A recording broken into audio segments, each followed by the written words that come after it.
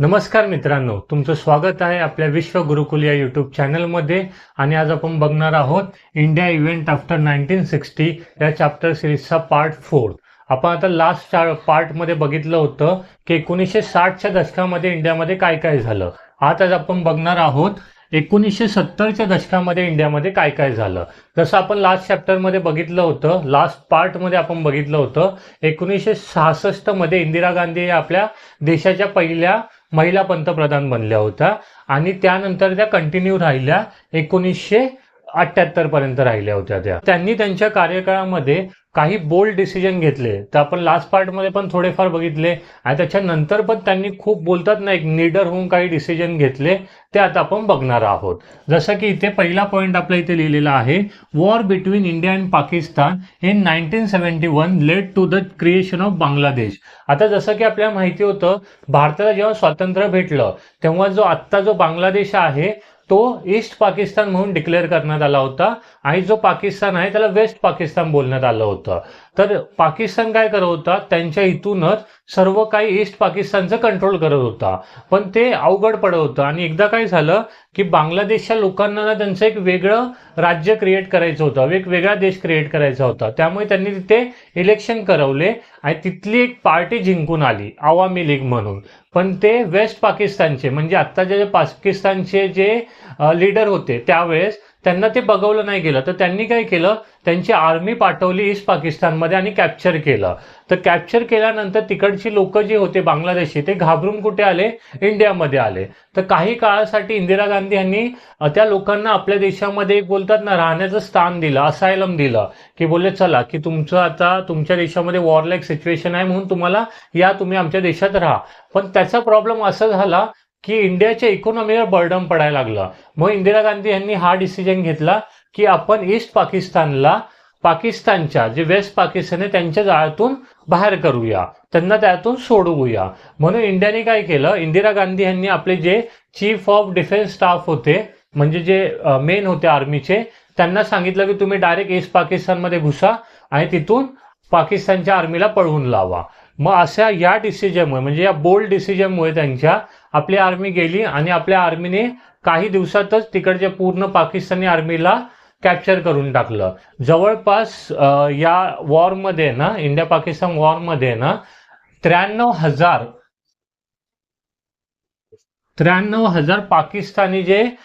पाकिस्तानचे जे सैनिक होते त्यांना आपण कॅप्चर केलं होतं, त्यांना बंदी बनवलं होतं. पण नंतर मग शिमला अग्रीमेंट वगैरे झालं आणि त्याच्यानंतर त्यांना रिलीज करण्यात आलं होतं. तर ते हे एक बोलतात ना की इंडियाचं डायरेक्ट इन्व्हॉल्वमेंट नव्हतं या वॉरमध्ये, पण बांगलादेशला वाचवण्यासाठी इंडियाला हा स्टेप घेणं गरजेचं पडलं आणि ते इंदिरा गांधींनी घेतलं त्यावेळेस. ओके, त्याच्यानंतर बघूया काय केलं त्यांनी. First nuclear atomic bomb test in a Pokhran in Rajasthan in 1974. जसं की हे खूप मोठी एक स्टेप होती इंडियाची आणि ही सर्वांसाठी होती, म्हणजे वर्ल्डमध्ये ही एक खूप शॉकिंग स्टेप होती जी इंदिरा गांधी यांनी घेतली होती. जसं की इंडियाकडे अणुबॉम्ब तर हा होता, पण अणुबॉम्बची कधी चाचणी झाली नव्हती. तर टेस्ट करणं गरजेचं होतं, कारण की त्यावेळेस आहे ना चायनाकडे पण अणुबॉम्ब होते आणि पाकिस्तानकडे पण अणुबॉम्ब होते. तर इंडियाला अशी भीती होती की कधी ते लोक आपल्यावर अप्लाय करू शकतात अणुबॉम्ब टाकणं, आणि अणुबॉम्बमुळे जे नुकसान होतं हे आपण बघितलंच आहे. कारण की वर्ल्ड वॉर सेकंड, दुसरं महायुद्ध झालं होतं, त्याच्या एंडला अमेरिकेने जपानवर अणुबॉम्ब टाकले होते आणि त्याच्यामुळे किती नुकसान झालं होतं. तर इंडियाला पण माहिती होतं की जर आपल्या आजूबाजूच्या जे दुश्मन देश आहेत त्यांच्याकडे जर अणुबॉम्ब आहे तर आपल्याला ठेवणं पण गरजेचं आहे. म्हणून इंडियाने हे अणुबॉम्ब बनवले होते आणि इंडियाने ते यूज नव्हते केले कधी, म्हणजे त्याची टेस्ट नव्हती केली. कारण की कुठेतरी ना जे मोठे देश होते जसे की USA, रशिया, ह्यांनी ना असं सांगितलं होतं की कुठलाही देश अणुबॉम्बची चाचणी करणार नाही. हे अशी एक ट्रिटी बनवली गेली होती, म्हणजे एक कायदा बनवला गेला होता. पण इंदिरा गांधी यांनी काय केलं की बॉम्ब आहे, आमच्याकडे पण बॉम्ब आहे, आमच्याकडे पण ताकद आहे, हे दाखवण्यासाठी 1974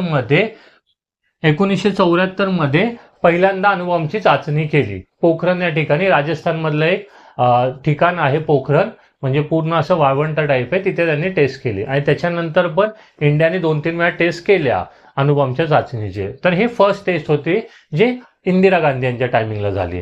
त्याच्यानंतर त्यांनी काय केलं, 1975 मध्ये the people of Sikkim voted for joining the Indian Republic. आता जर तुम्ही इंडियाच्या मॅपमध्ये ना सिक्कीमची लोकेशन बघाल ना, ही ना सिक्कीमची लोकेशन इंडियासाठी खूप महत्वाची आहे. कारण की सिक्कीम हा पार्ट आहे ना, हा आपल्याला जे आपल्या ईशान्य भारत आहे, नॉर्थ ईस्ट इंडिया आहे, तिकडे जाण्यासाठी मेन रस्ता आपला सिक्कीमच्या इकडून जातो. आणि सिक्कीमचा जो पार्ट आहे ना, तो एकदम छोटासा पार्ट आहे, त्याला चिकन नेक पण बोललं जातं. जर आपला हा जर पार्ट आहे, जो सिक्कीमचा पार्ट आहे, तो जर कट झाला, कारण की तो छोटासा पार्ट आहे, तो जर कट झाला तर इंडियाच्या नॉर्थ ईस्ट रिजन सोबत म्हणजे ईशान्य भारतासोबत पूर्णपणे कॉन्टॅक्ट तुटून जाईल. आणि चायनाने हा प्रयत्न केला पण होता. पण त्यावेळेस काय झालं, इंदिरा गांधी या पीएम होत्या आणि सिक्कीममध्ये काय झालेलं की इंडियाला इंडिपेंडन्स भेटलं होतं.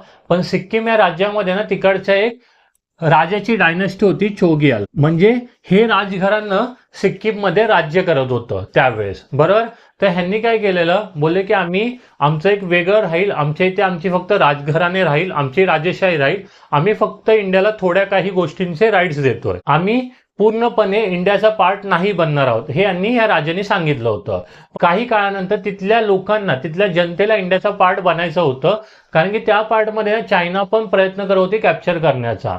मग तिथे एक इलेक्शन घेतलं गेलं, त्याला रेफरंडम पण बोलतात. आणि त्या इलेक्शनमध्ये तिथल्या लोकांनी इंडियाच्या सपोर्टमध्ये वोट केलं.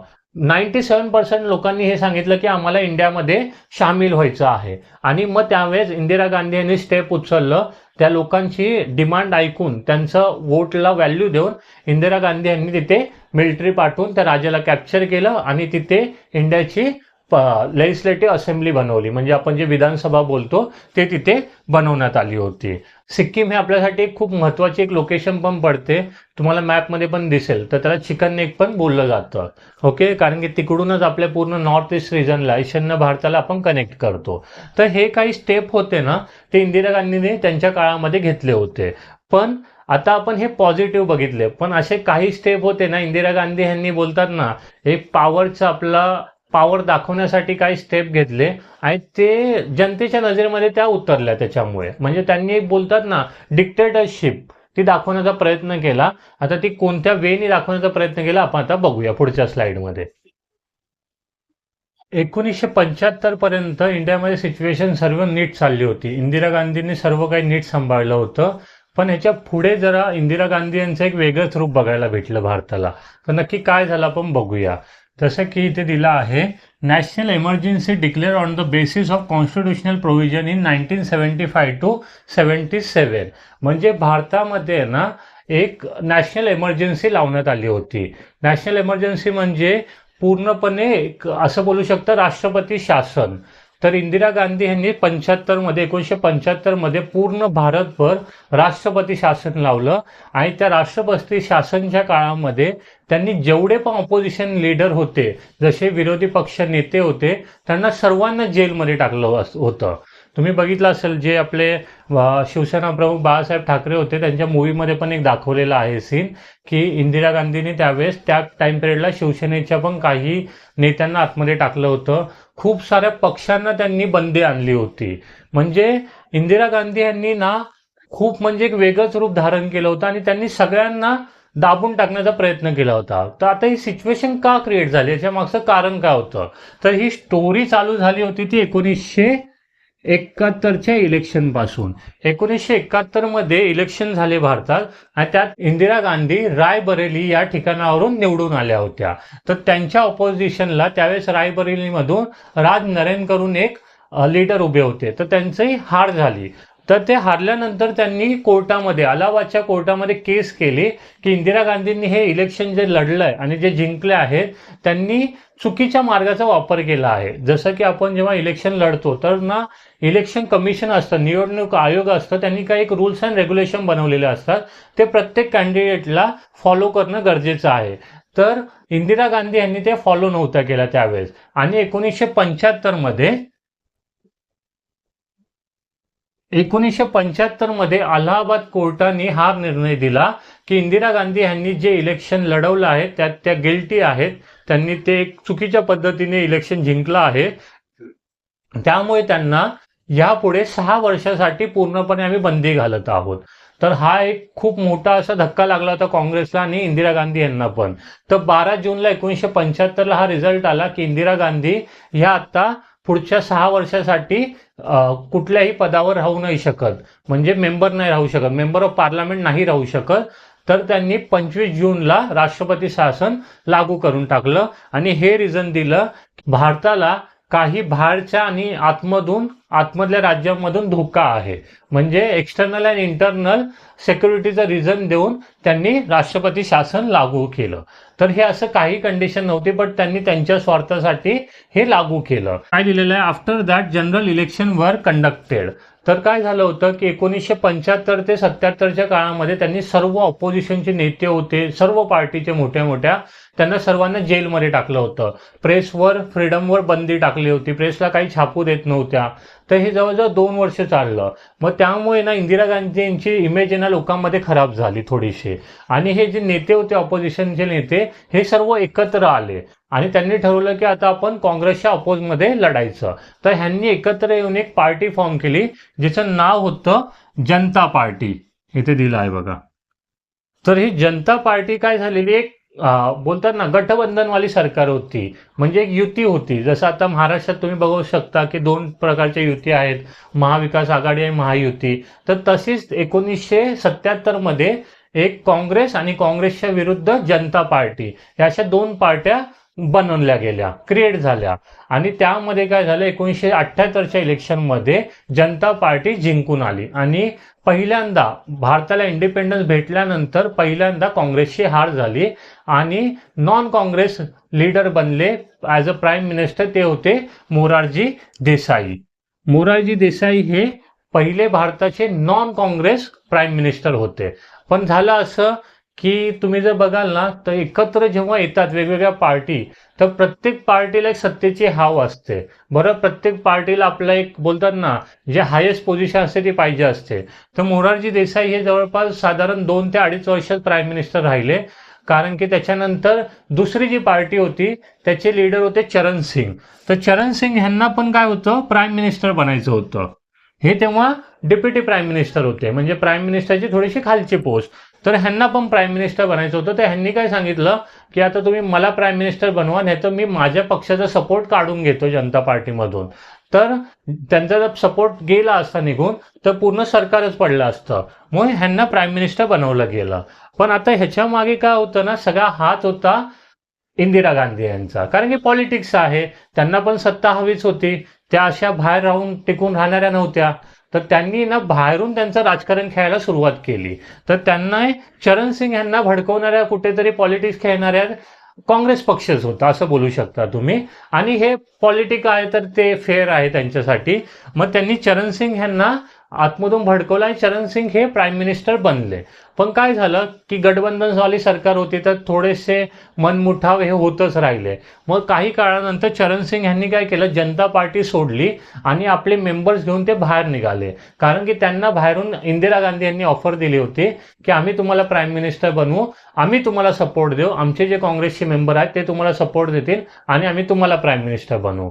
तर त्या स्वार्थापोटी चरण सिंग हे पक्ष सोडून गेले आणि त्यांनी ॲज अ सपोर्ट ऑफ काँग्रेसचा घेऊन त्यांनी त्यांचं सरकार बनवलं. बट इंदिरा गांधी स्मार्ट होत्या, त्यांना जे करायचं होतं ते झालं होतं. त्या जनता पार्टीमध्ये फूट पडली होती आणि त्यांनी काही महिनेच फक्त चरण सिंग यांना प्राईम मिनिस्टर बनवून ठेवलं आणि त्यांनी त्यांचा सपोर्ट काढून घेतला. आणि त्याचं असं झालं की शेवटी 1980मध्ये परत एकदा भारतात इलेक्शन झालं आणि परत एकदा इंदिरा गांधी या निवडून आल्या. ओके, इथे आपण हे लिहिलेलं आहे, many opposition parties come together to form the party called Janata Party and Congress defeated. Morarji Desai became a PM but for a short period. Charan Singh succeeded him for a short period. Elections were conducted once again in the 1980s and Indira Gandhi once again became a PM. म्हणजे तुम्ही बोलू शकता की ना, त्या एक ladies म्हणून डेअरिंगबाज होत्या, पण त्या पॉलिटिक्समध्ये पण खूप स्मार्ट होत्या. एवढी मोठी ऑपोजिशन पार्टी त्यांच्या अगेन्स्ट बनली होती, त्या नेत्यांना त्यांनी जेलमध्ये टाकलं होतं इमर्जन्सीच्या वेळेस. त्या पार्टीने इलेक्शन जिंकलं पण, पण त्या ॲज अ पॉलिटिकल लीडर म्हणून त्या कॅपेबल होत्या. त्यांनी त्या पार्टीमध्ये पण फूट पाडली आणि त्या पार्टीला 3 ते 4 वर्ष पण टिकू नाही दिलं आणि त्यानंतर स्वतःच परत प्राईम मिनिस्टर बनल्या. म्हणजे एक बोलू शकता की हे पॉलिटिक्सच्या नजरेने बघायला गेलं तर हे खूप फेअर आहे. म्हणजे एक बोलतात ना, पॉलिटिक्स मधल्या चालाक व्यक्ती त्या एक होत्या. पण जर एक एथिक्सने बघायला गेलं, आपल्या डेमोक्रेसीच्या हिशोबाने बघायला गेलं, तर ते कुठेतरी चुकीचं होतं. त्यांनी ज्या त्यांच्या पॉवरचा चुकीचा इस्तेमाल केला, हे कुठेतरी एका नजरे चुकीचं पण होतं. पण हे त्यावेळेसच्या सिच्युएशननुसार त्यांनी खूप चांगल्या प्रकारे पॉलिटिक्स खेळून हे जिंकून दाखवलं. तर हे होतं 1970च्या दशकामध्ये काय काय झालं ते. 1980 मध्ये परत त्याच निवडून आल्या आणि इथून त्यांची पुढे काय स्टोरी होती आपण हे पुढच्या पार्टमध्ये बघूया. ओके. तर तुम्हाला आपले असेच लेक्चर सिरीज आवडत असतील तर आपल्या चॅनलला लाईक करा, शेअर करा आणि सबस्क्राईब करा. थँक्यू.